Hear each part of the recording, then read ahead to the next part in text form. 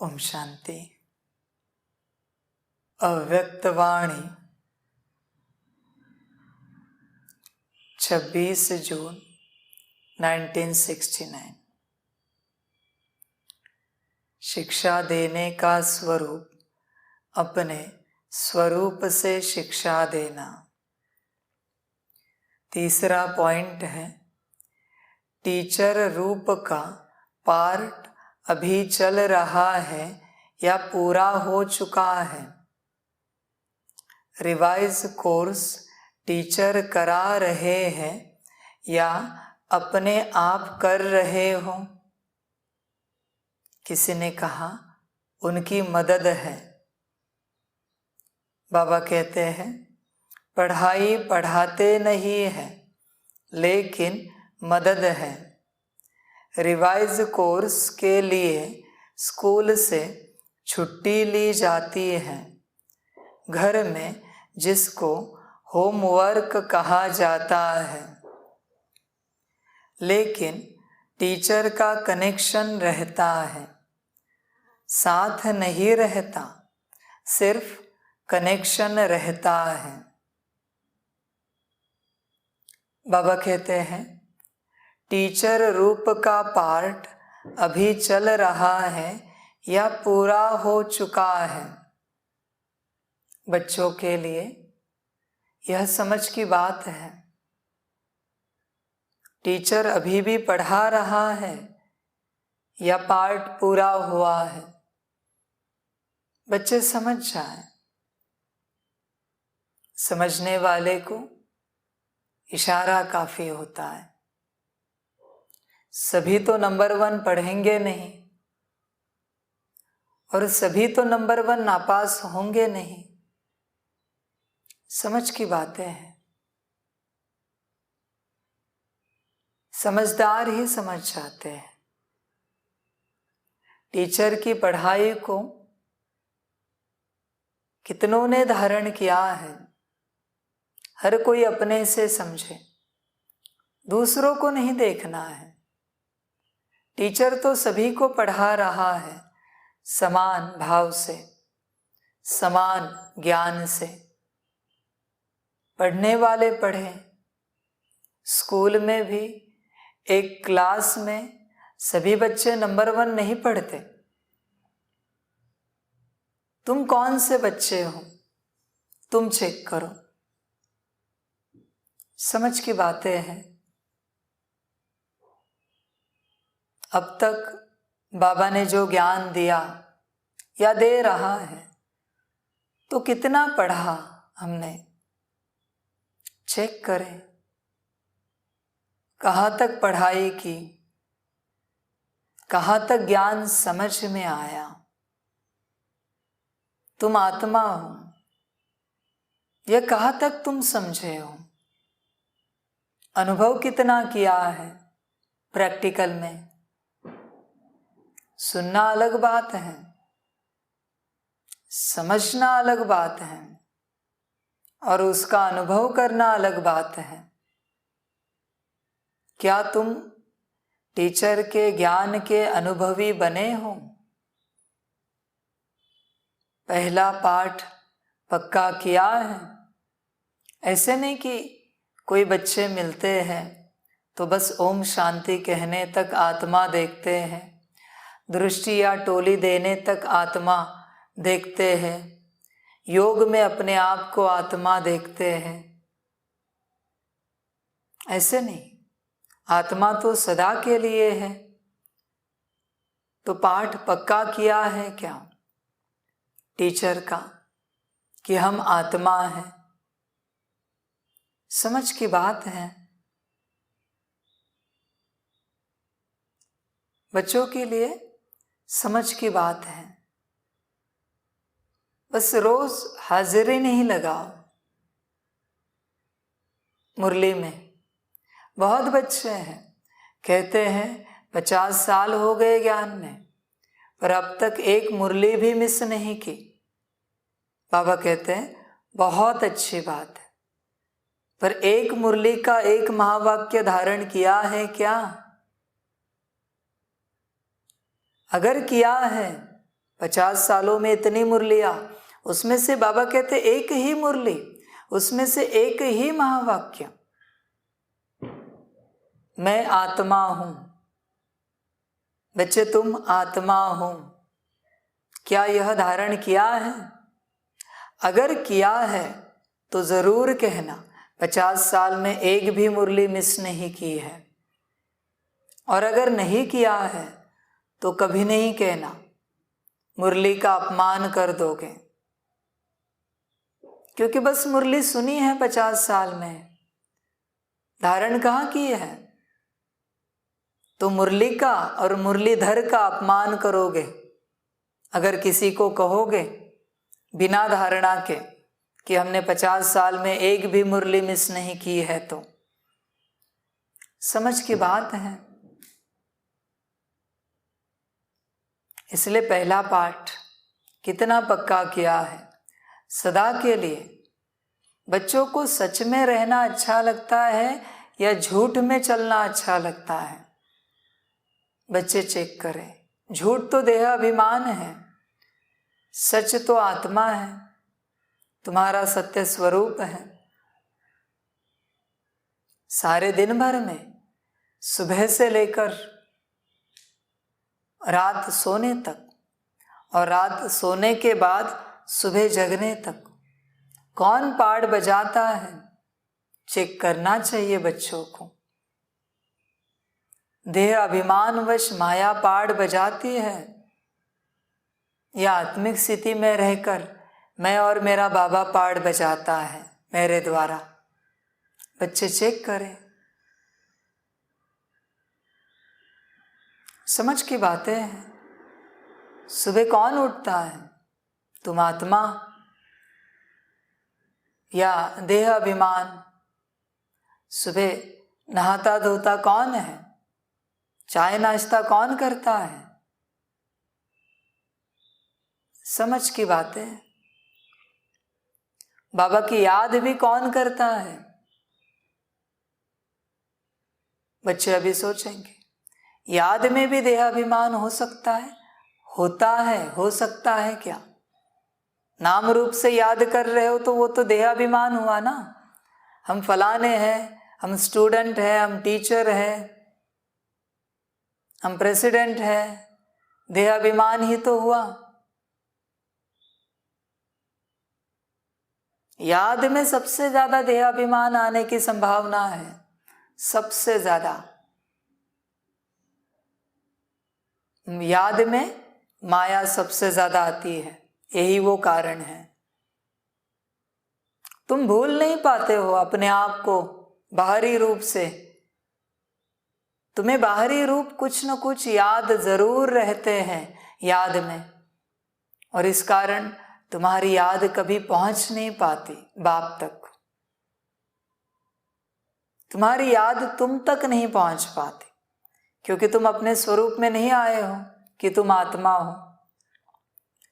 समझ की बात है। इसलिए टीचर की पहली शिक्षा है कि बच्चे तुम आत्मा हो, शरीर नहीं हो। इसे धारण करो।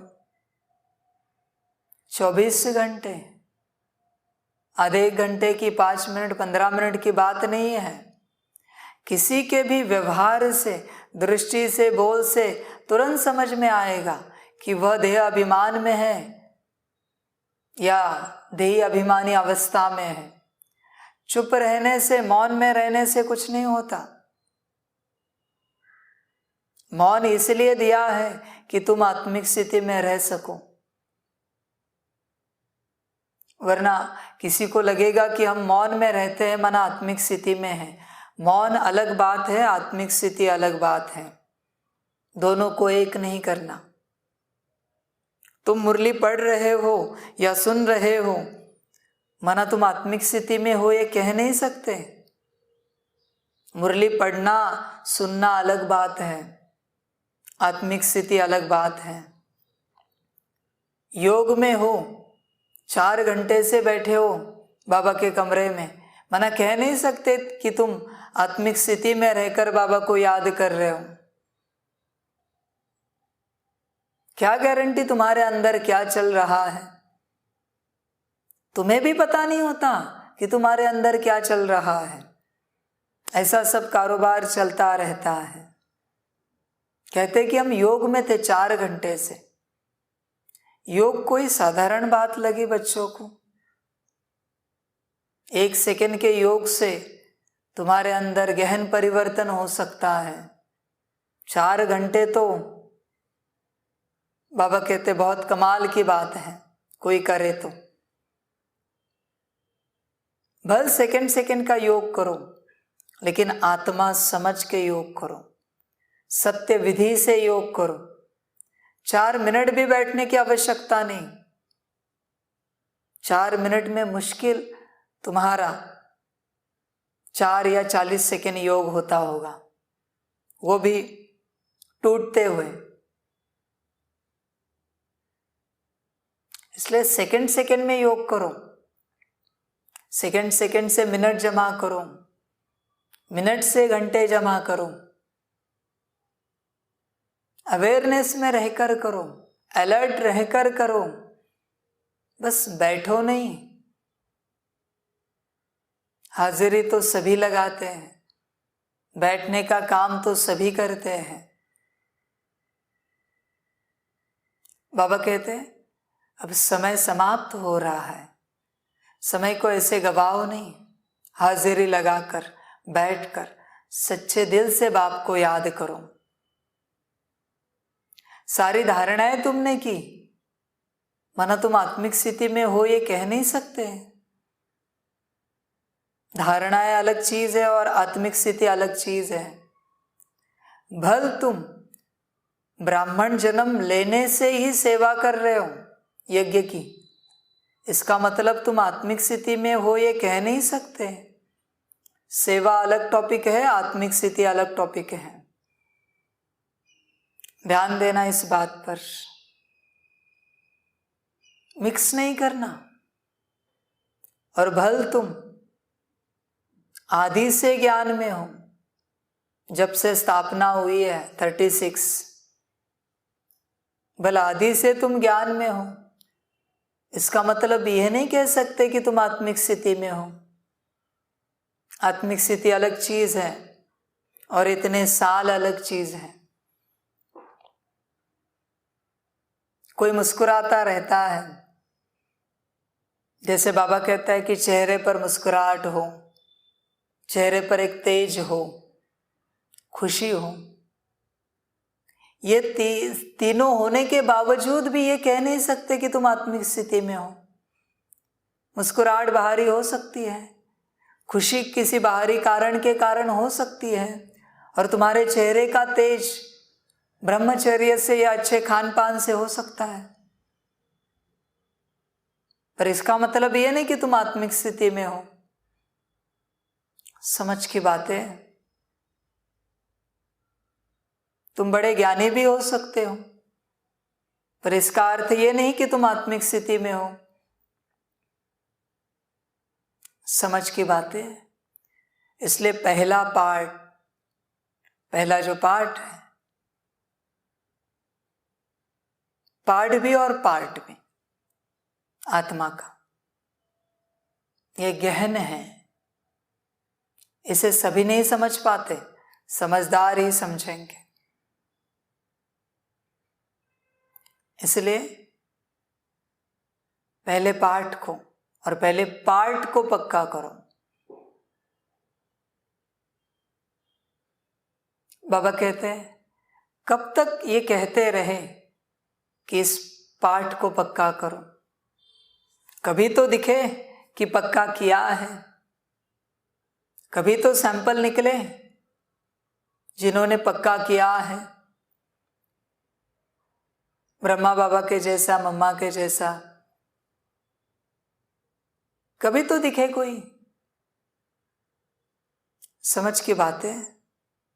तो बाबा कहते टीचर रूप का पार्ट अभी चल रहा है या पूरा हो चुका है। टीचर पढ़ा रहा है या टीचर का पार्ट पूरा हुआ है। रिवाइज कोर्स टीचर करा रहे हैं या अपने आप कर रहे हो? रिवाइज कोर्स कौन करा रहा है? या तुम अपने आप से कर रहे हो? अपने आप से कुछ नहीं हो सकता।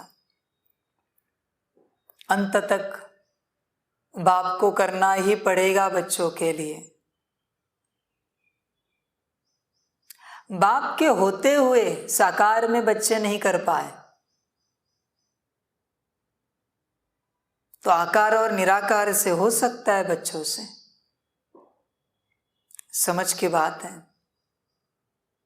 बाप के प्रेजेंस में पाठ पक्का नहीं होता। समझ की बात है। बाबा मिलन में सभी बच्चे बैठते हो, कितने आत्मिक स्थिति में बैठते हो कि हम आत्मा हमारे परमात्मा बाप से मिलन मना रहे हैं। यह सब ऐसे बाबा मिला इसी प्रभाव में बैठते हो। बाहरी परमात्मा मिला, परमात्मा को देखा। समझ की बात है। इतना बड़ा हॉल भरा रहता है, कितने बच्चे आत्मिक स्थिति में बैठते हैं। आगे चल के ऐसे ही होगा। बाबा मिलन में वही बच्चे बैठ पाएंगे जो आत्मिक स्थिति में होंगे, बाकी नहीं बैठ सकते। बाकी आत्मिक स्थिति पक्की करके आए, पक्की करके आए, चाट दे और फिर बाबा मिलन में बैठे। क्योंकि बाप आत्माओं को पढ़ा रहा है, किसी देह अभिमान को, नाम रूप को नहीं पढ़ा रहा है। और नाम रूप वाले को बैठने का वह अधिकार नहीं है। गाते हैं कि इंद्र सभा में असुर आके बैठते थे। समझ की बात है।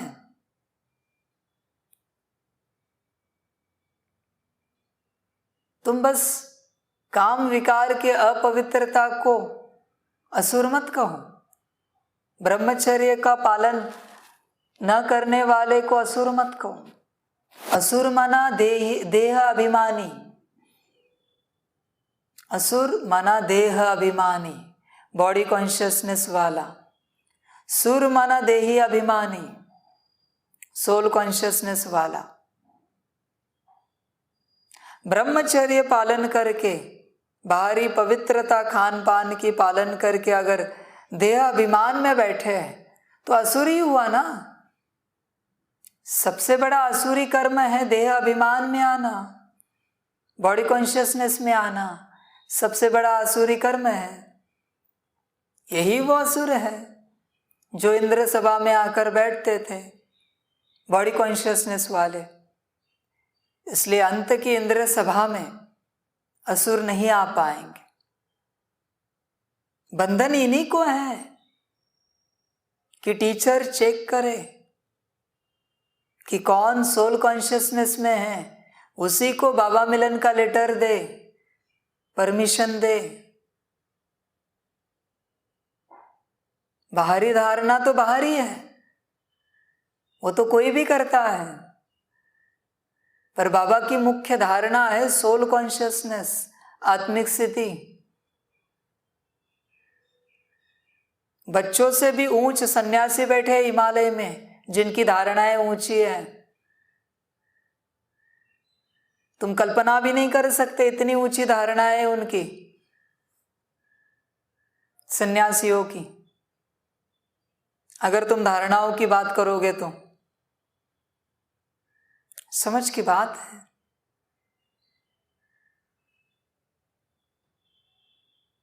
समझ की बात है। इसलिए पहला पाठ पक्का करो।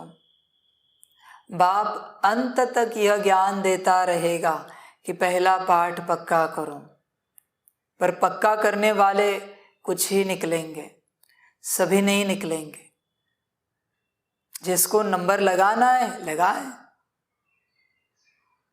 8 पक्के निकलेंगे जिनकी आत्मिक स्थिति 100% होगी।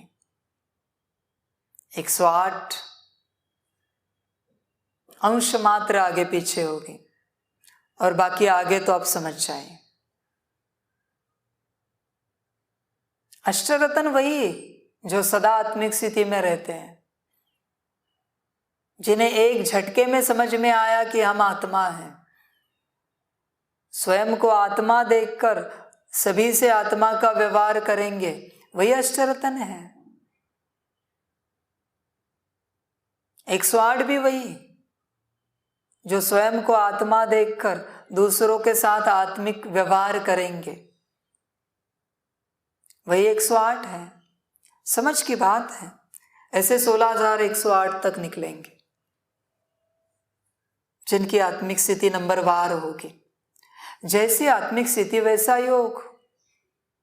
बिना आत्मिक स्थिति के योग तो होता नहीं, और कितना भी करो तो भी उसे कंसिडर नहीं किया जाएगा। समझ की बात है। क्योंकि योग है ही नहीं बिना आत्मिक स्थिति के, वो तो भक्ति है। इसलिए आत्मिक स्थिति पक्की होनी चाहिए। दिल पर कौन चढ़ते हैं? श्रीमत पर चलने वाले। और पहली श्रीमत है, बच्चे तुम आत्मा हो, अपने स्थिति में आ जाओ। समझ की बातें हैं सभी के लिए। बच्चे ये माया जाल में ना रहे कि हम तो इतने वर्षों से ज्ञान में हैं तो हमारा नंबर पक्का है। सतयुग में आत्मिक स्थिति में रहेंगे तो सतयुग में आएंगे। देह अभिमानियों को सतयुग में एंट्री नहीं मिलेगी। एंट्री आत्मिक स्थिति के ऊपर मिलती है। फिर आत्मिक स्थिति में आकर तुमने क्या पढ़ाई की है, उसके आधार से तुम्हें पद मिलेगा। इसलिए इस माया जाल में नहीं रहना कि हम तो सतयुग के लिए पात्र हो गए, हमारा सतयुग में जाना निश्चित है। गलत फहमी में मत रहना। सतयुग कोई बाजार की टिकट नहीं है या किसी मेले की टिकट नहीं है कि तुमने नंबर आगे लगाया और तुम सतयुग में आ गए। समझ की बातें हैं। सतयुग की एंट्री ही आत्मिक स्थिति से होती है। उसके बाद फिर है योग। योग करके कितने विकर्म विनाश किए हैं। उसके बाद है फिर कितना योग का बल जमा किया है। फिर उसके बाद है उस बल से कितने गुण धारण किए हैं। उसके बाद है फिर तुमने उन गुणों से कितनी सेवाएं की है विश्व की।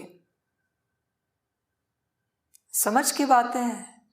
बहुत सारे पहलू हैं, बहुत सारे स्टेप्स हैं।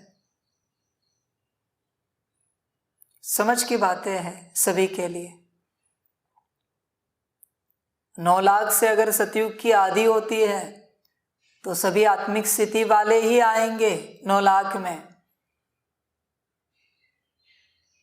आत्मिक स्थिति नहीं है तो 9 लाख में एंट्री नहीं होगी। फिर नंबरवार आएंगे पुरुषार्थ अनुसार।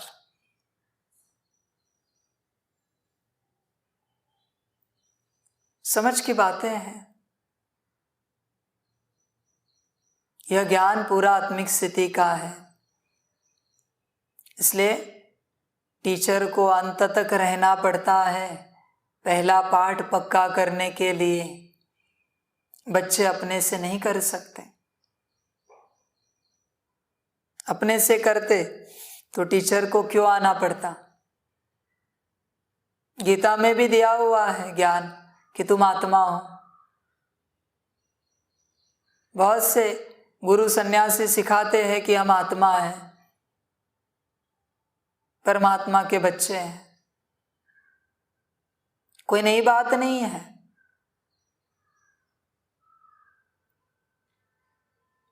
पर ताकत देने के लिए बाप को आना पड़ता है और रहना पड़ता है। रिवाइज कोर्स टीचर करा रहे हैं या अपने आप कर रहे हो, किसी ने कहा उनकी मदद है। सिर्फ मदद नहीं है, बाप पूरा कर रहा है। जो बच्चा सच्ची दिल वाला है, जो बच्चा सच्ची दिल वाला है, उसका पूरा पुरुषार्थ बाप करता है, करता है, कराता नहीं बोल रहा है बाबा, करता है, सच्ची दिल वाले का। इसलिए तो गायन है, सच्ची दिल पर साहिब राजी। बस बाबा को दिल सच्ची चाहिए। और जिनकी दिल सच्ची नहीं है ना, वो पुरुषार्थ करने की कोशिश कर रहे हैं, गिर रहे चढ़ रहे, गिर रहे चढ़ रहे। बाबा कहते हैं करो मेहनत। एक सच्ची दिल है तो मैं बैठा हूं सब करने के लिए, और अगर दिल सच्ची नहीं है तो तुम करो। समझ की बात है। इसमें भी कहेंगे अष्टरत्न ही सच्ची दिल वाले होते हैं पूरे पूरे। फिर 108 नंबर वार है सच्ची दिल वाले, बाकी बाबा कहते हैं ड्रामा। समझ की बातें हैं। बाबा के दिल तख्त पर बैठना, इससे बड़ा किताब कुछ नहीं है, इससे बड़ी प्राइज कुछ नहीं है कि बाप तुम पर राजी हो जाए। नाराज तो किसी पर नहीं होता वो कभी, पर राजी सभी पर नहीं होता। समझ की बातें हैं, समझ की बातें हैं। इसलिए दिल को सच्चा रखना। दिल सच्ची तो मुराद हासिल। कौन सी मुराद? बाप को पाने की। समझ की बात है। जिन्हें सिर्फ बाप चाहिए ना, उनके लिए कह सकते हैं कि दिल सच्ची है।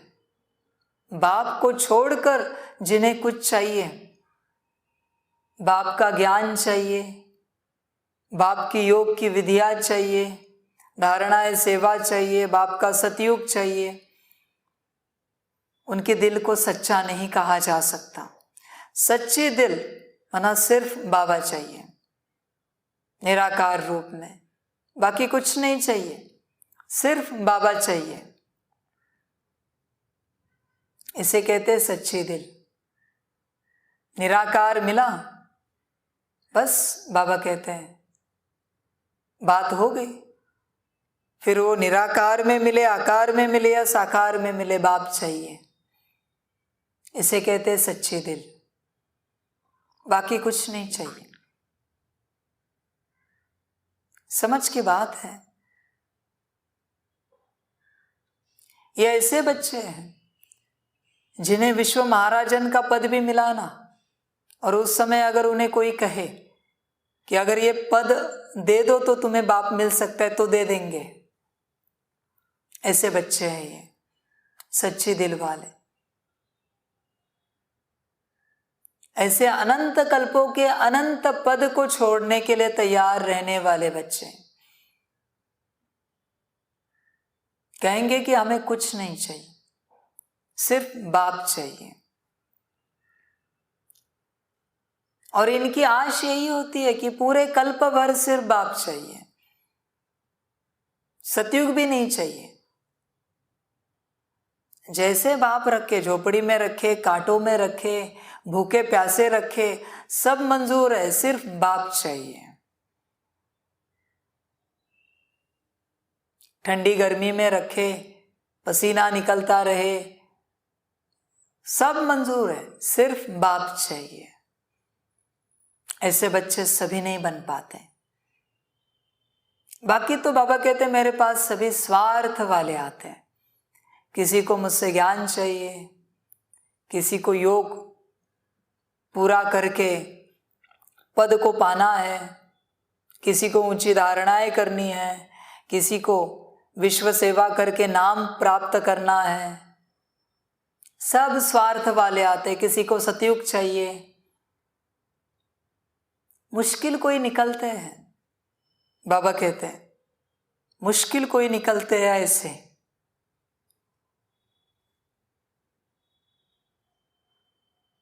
जिन्हें बाप चाहिए।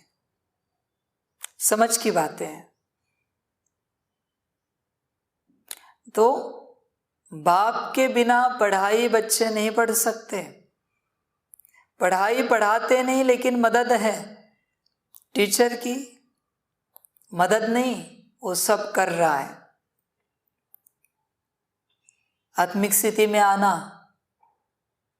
किसी के बस की बात नहीं है। रिवाइज कोर्स के लिए स्कूल से छुट्टी ली जाती है, घर में जिसको होमवर्क कहा जाता है। छुट्टी माना कौन सी छुट्टी? बाबा मिलन किया और घर गए, वो छुट्टी है। भले तुम 15 दिन में वापस आओगे बाबा मिलन के लिए, लेकिन 15 दिन की छुट्टी है। अभी 15 दिन घर में अभ्यास करो, बाबा ने जो पढ़ाई पढ़ाई है उसका। समझ की बात है। बाप कभी छुट्टी पर नहीं जाता, बाप को रहना पड़ता है। जब तक 111 ना आए, बच्चे को राजगद्दी पर ना बिठाए, तब तक बाप को रहना पड़ता है। किसी बच्चे की ताकत नहीं है कि सतयुग को लाए और विश्व महाराजन को राजगद्दी पर बिठाए। बाप को अंत तक रहना पड़ता है। समझ की बात है, समझ की बात है। तो छुट्टी माना कौन सी छुट्टी? पढ़ाई की छुट्टी है, कुछ दिन की, जो घर जाकर पढ़ाई करनी है और वापस तैयार होके आना है, जो घर में करते जिसे होमवर्क कहा जाता है। रिवाइज कोर्स के लिए स्कूल से छुट्टी ली जाती है, घर में जिसको होमवर्क कहा जाता है, लेकिन टीचर का कनेक्शन रहता है। टीचर का सिर्फ कनेक्शन नहीं रहता, सदा टीचर साथ रहता है। बच्चे जब जब पढ़ाई पढ़ते हैं, बच्चे अनुभव करके देखे, बाप खड़ा है बाजू में, सूक्ष्म में। जब जब बच्चे आत्मिक स्थिति की पढ़ाई पढ़ते हैं, योग लगाते हैं, बाप हमेशा हर बच्चे के साथ खड़ा रहता है। जब भी कोई बच्चे दिल से मुरली पढ़ते हैं, उस मुरली की समझानी बाप देने के लिए उसके अंदर बैठा है सदा। किसी बच्चे में ताकत नहीं है कि बाप की मुरली पढ़ सके। बाप बैठता है अंदर, हर बच्चे के अंदर, और उसे मुरली पढ़ाता है और अंदर उसके अर्थ निकाल के उसे समझाता है कि बाप क्या कह रहा है। जहां जहां बाप का ज्ञान, योग, धारणा, सेवा है, वहां वहां बाप सूक्ष्म रूप में हाजिर है। फिर तुम अकेले हो या संगठन में हो, सबके साथ सदा बाप हाजिर है। यह पढ़ाई बच्चों का काम नहीं है, बच्चों का खेल नहीं है, समझ की बातें हैं। इसके लिए बाबा कहते हैं ऊंच बुद्धि वाले चाहिए, ऊंच बुद्धि वाले। सोने का बर्तन, समझ की बातें हैं। शुरूढ़ बुद्धि बाबा कहते हैं ना, समझ की बातें हैं। लेकिन टीचर का कनेक्शन रहता है, साथ नहीं रहता। साकार का साथ नहीं है, पर निराकार आकार का सदा साथ और कनेक्शन है। समझ की बातें हैं। कनेक्शन तब तक है जब तक फाइनल पेपर हो। फाइनल पेपर तक बाप साथ है। एक बार फाइनल पेपर आ गया, बाबा कहते हैं उस समय मैं नहीं जानता कि तुम मेरे बच्चे हो। उस समय मैं नहीं जानता कि तुम मेरे बच्चे हो। फाइनल पेपर के समय में समझ की बातें हैं बच्चों के लिए।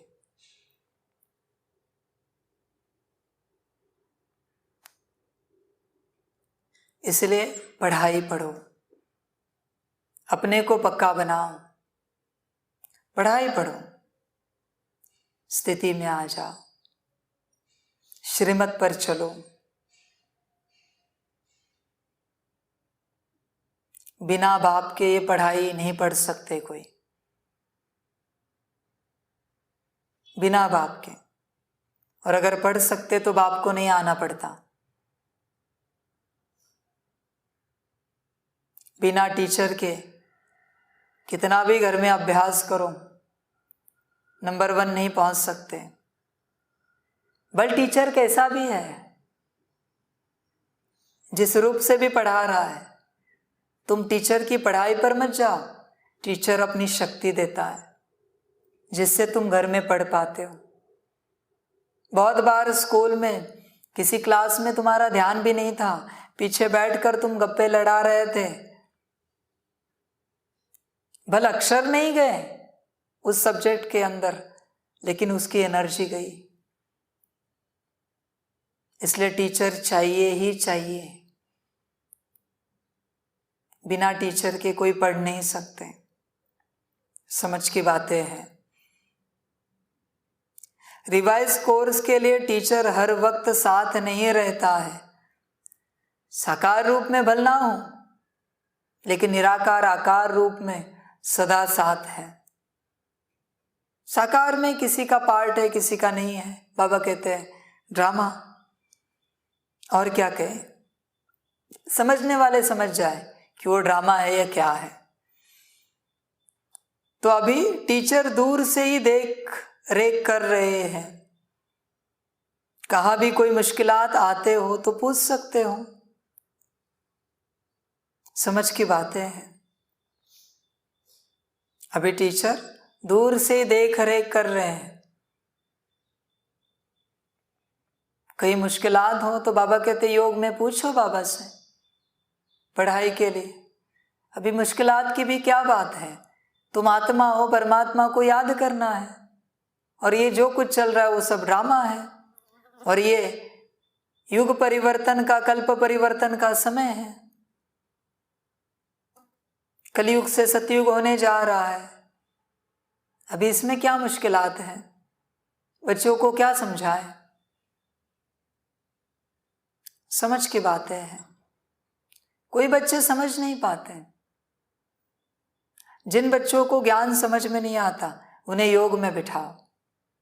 तुम परेशान मत होना उन्हें समझाने में, वो कभी नहीं समझ पाएंगे बिना योग के। इसलिए जिन बच्चों को ज्ञान समझ में नहीं आता, जिनके बहुत सारे सवाल है, उन्हें योग में बिठाओ, सवाल समाप्त हो जाएंगे। जिन्हें आत्मा समझ में नहीं आता योग में बिठाओ। जिन्हें परमात्मा समझ में नहीं आता, ड्रामा समझ में नहीं आता, योग में बिठाओ। बाबा के कमरे में बिठाओ, ड्रिल कराओ। समझ की बातें हैं। समझ की बातें हैं। समझाने में तुम्हारा योग बल नष्ट हो जाएगा। इसलिए समझाने में मत जाओ, समझाने के पीछे नहीं लगो, उन्हें योग में बिठाओ। पूरी समझ की बातें हैं। बाबा कहते हैं समझ की बातें।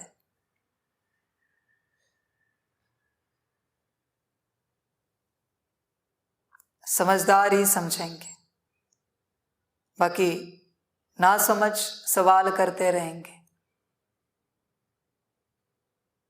जब भी मन में सवाल उठे, लौकिक अलौकिक पारलौकिक, किसी से मत पूछो, योग में बैठ जाओ।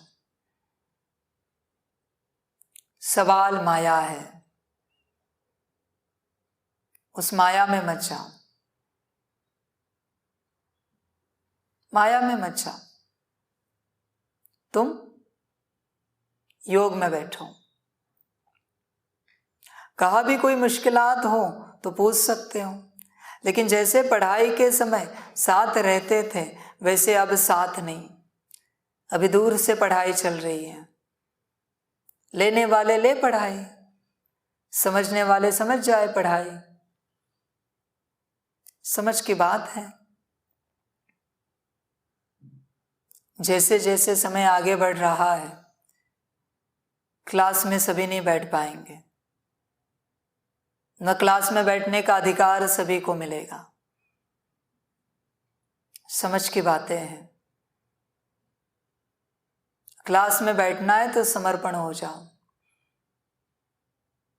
जो समर्पण करेंगे वही क्लास में बैठेंगे। जिन्होंने समर्पण नहीं किया है उन्हें क्लास में बैठने का अधिकार नहीं मिलेगा, नहीं बैठ सकते। बाबा कहते तुम्हें अगर मेरी जरूरत नहीं तो मुझे भी तुम्हारी जरूरत नहीं। कल्प पहले 33 करोड़ बने थे, इस कल्प में भी बनेंगे। जो बनने हैं बन जाएंगे। तुम उसमें रहे या ना रहे मुझे कोई फर्क नहीं पड़ेगा। मुझे तो 33 करोड़ बच्चों से मतलब है। समझ की बात है। इसलिए समझदार समझ जाए और अपना वर्षा प्राप्त करें। सबसे बड़ा वर्षा है बाप को पाने का, बाप के साथ रहने का, बाप के थाली में भोजन करने का, बाप के अंग संग रहने का। इससे बड़ा वर्षा कुछ नहीं है। अभी समय है प्राप्त करने का, बाद में नहीं मिलेगा। बाद में क्यों में आना पड़ेगा, विधि से आना पड़ेगा। फिर नहीं कहना बाबा हम क्यों में क्यों। अपने आप से पूछो क्यों में क्यों।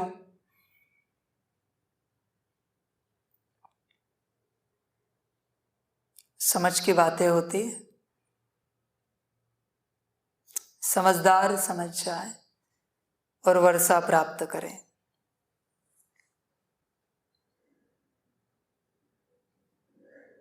समय अलग है। माया का जोर अभी सबसे ज्यादा है। यह वर्षा आसानी से प्राप्त होने नहीं देगी माया। एक बार सतयुग का वर्षा पाने में, सतयुग के वर्षे के बीच में माया कोई ज्यादा मुश्किलात नहीं लाएगी, पर यह वर्षा आसानी से प्राप्त होने नहीं देगी। बाप को पाना मासी का घर नहीं है। बाप मिलके भी माया घर से बाहर निकाल के लेके जाएगी उसकी दुनिया में। इतनी ताकत है। पर जिन्होंने जगह फिक्स कर ली उन्होंने कर ली। बाकी बाबा कहते हैं वाह माया वाह, और क्या कहेंगे उसको। वाह रे तेरी लीला।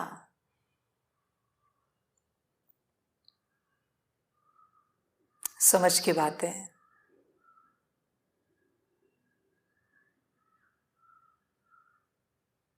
बाबा भी कहता है वाह ड्रामा वाह, वंडरफुल ड्रामा है। वाह रे तेरी लीला। और ध्यान रखना माया भी सर्वशक्तिवान है और ड्रामा भी सर्वशक्तिवान है। बाप भी सर्वशक्तिवान है। फिर देखने जाएंगे तो बाप और तुम्हारे बीच में माया और ड्रामा खड़ा है। दोनों सर्वशक्तिवान खड़े हैं। दो सर्वशक्तिवान आसानी से बाप तक पहुंचने नहीं देंगे। आसानी से नहीं पहुंचने देंगे। बच्चों को लगता है आसान है, आसान नहीं है। माया है वो, ड्रामा है वो। कहाँ से यू टर्न कराएगा कोई गारंटी नहीं है। इसलिए हल्के में नहीं लेना। बाप तक वही पहुंच पाएंगे जिनकी दिल सच्ची है। बाकी बाबा कहते हैं ड्रामा अभी कहा ना 8/108।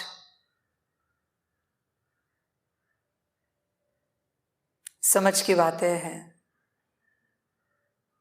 इसलिए बाप तक पहुंचना सबके बस की बात नहीं है।